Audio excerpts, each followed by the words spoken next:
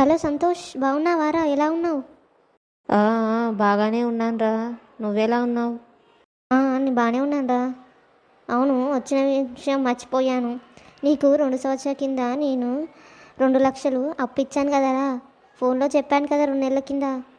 నీకు చెప్తే నువ్వు ఇస్తా అని చెప్పావు కదా, అందుకే వచ్చాను. చాలా అర్జెంట్ అవసరం ఉంది, పిల్లల స్కూల్ ఫీజు కట్టాలరా. అరే, నేను చెప్పిన మాట నిజమే కానీ కాస్త ఈసారి వర్షాలు లేక లాభం ఏమీ రాలేదు పొలంలో. అట్లనే మా పిల్లలకి కూడా బాగా ఖర్చులు అవుతున్నాయి, ఈ స్కూల్ ఫీజులకు అవి ఇవి. వాళ్ళ జ్వరం వస్తే మాత్రలకు అది ఇది బాగా ఖర్చు అవుతుంది. ఇల్లు గడవడమే కష్టంగా ఉందిరా.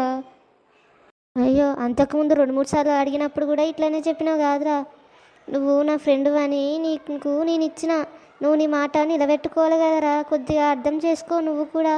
మాకు ఒక కుటుంబం ఉంటుంది, చాలా అవసరాలు ఉంటాయి.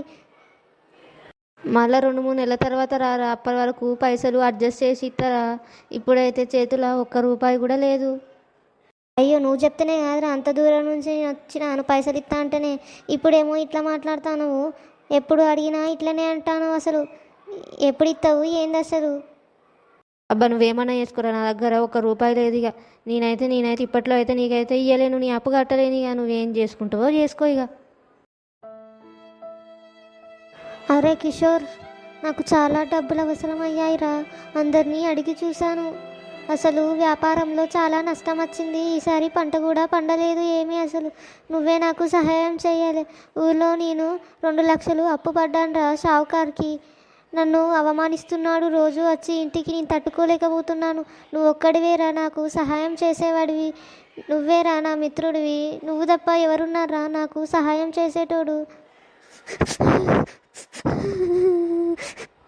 ఎలా అన్నా చేసి నా తల తాకట్టు పెట్టైనా సరే, ఎట్లయినా చేసి నీ అప్పు నేను సంవత్సరంలోగా నీకు పువ్వులో పెట్టిస్తాను రా. 2 లక్షల రూపాయలు అర్థం చేసుకో.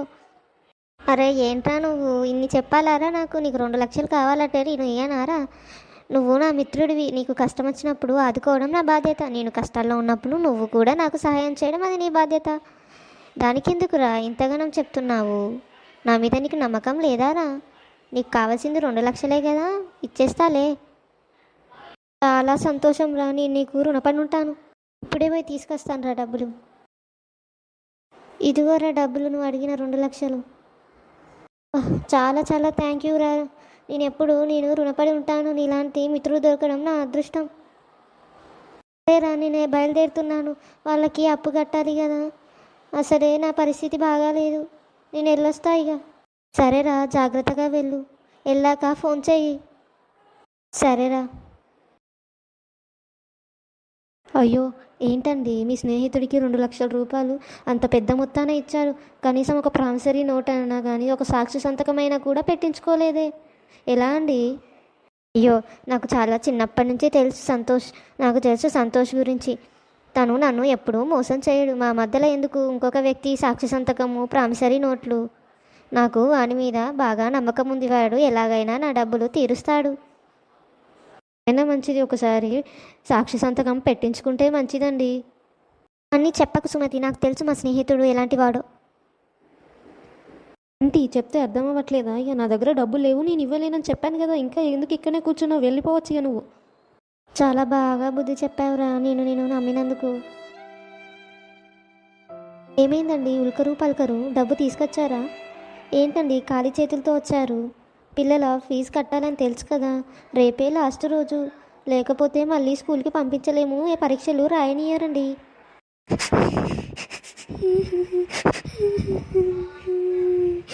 సుమతి, నేను బాగా మోసపోయాను. సంతోష్ ఇలా చేస్తాడని నేను అనుకోలేదు. డబ్బులకని వెళ్తే నా దగ్గర డబ్బులు లేవు, నేను ఇవ్వను, ఏం చేసుకుంటావో చేసుకో అని అన్నాడు. నాకు చాలా బాధగా అనిపించింది. తాను కష్టాల్లో ఉన్నప్పుడు నేను సహాయం చేశాను. ఇప్పుడు నా డబ్బులు నేను తిరిగి అడుగుతానే. నేను నీకు డబ్బులు ఇచ్చినప్పుడు ఎవరైనా ఉన్నారా? ఎవరైనా సాక్షులు ఉన్నారా? ఏదైనా కాగితం ఉందా?